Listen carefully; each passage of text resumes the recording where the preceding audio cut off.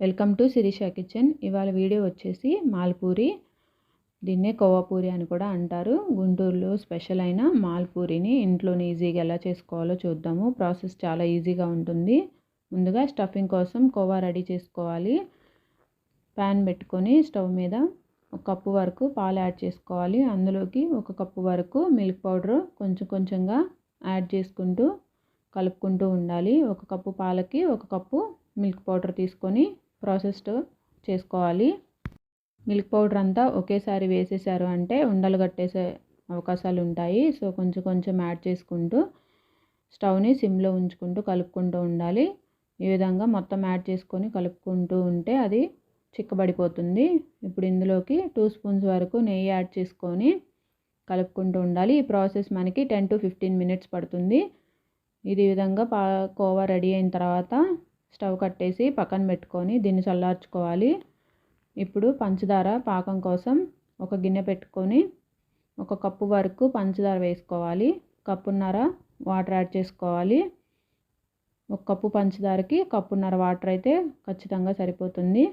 పంచదార కరిగి 2 నిమిషాలు బాయిల్ అయితే సరిపోతుంది. ఏ తీగ పాకం వచ్చే అవసరం లేదు.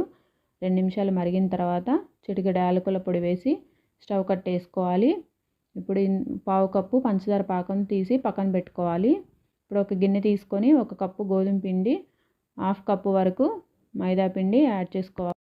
కొంచెం సాల్ట్ వేసి మూడింటిని బాగా కలుపుకున్న తర్వాత కొంచెం కొంచెంగా వాటర్ యాడ్ చేసుకుంటూ పిండిని దోశ బ్యాటర్ లాగా రెడీ చేసుకోవాలి. ముందుగా మనం తీసి పెట్టుకున్న పంచదార పాకం కూడా ఇందులోకి యాడ్ చేసుకొని బాగా కలుపుకోవాలి.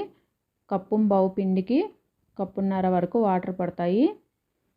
దోశ బ్యాటర్ లాగా రెడీ చేసుకోవాలి. ఎక్కడ ఉండలు లేకుండా బాగా కలిపి పెట్టుకోవాలి. ఇప్పుడు స్టవ్ మీద ఆయిల్, డీప్ ఫ్రైకి సరిపడా ఆయిల్ పెట్టుకొని ముందుగా మనం రెడీ చేసుకున్న పిండిని ఒక గరిట తీసుకొని ఒకే ప్లేస్లో ఒకే టైంలో పోసేసేయాలి. ఈ విధంగా పోసిన తర్వాత అది కింద నుంచి పైకి వచ్చేస్తుంది. ఆయిల్ బాగా వేడి ఉండాలని గుర్తుంచుకోండి. ఈ విధంగా 1 సైడ్ వేగిన తర్వాత రెండో సైడ్కు తిప్పుకొని కాల్చుకొని తీసుకొని పంచదార పాకంలోకి 2 నిమిషాలు ఉంచి తీసి ప్లేట్లోకి పెట్టుకోవాలి.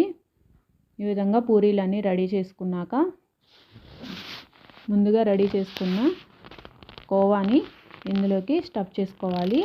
మీకు కోవా కనుక గట్టిపడింది అనిపిస్తే కోవాలో కొంచెం వేడి చేసిన పాలు కలుపుకోవచ్చు. ఈ విధంగా ముందుగా రెడీ చేసుకున్న కోవాని పూరీల్లోకి స్టఫ్ చేసుకొని ఫోల్డ్ చేసుకుంటే మాల్పూరి రెడీ అయిపోతుంది. ఎంతో టేస్టీగా ఉండే మాల్పూరిని ఇంట్లోనే ఈజీగా చేసుకోవచ్చు. పిల్లలు, ఇంట్లో వాళ్ళందరూ బాగా ఎంజాయ్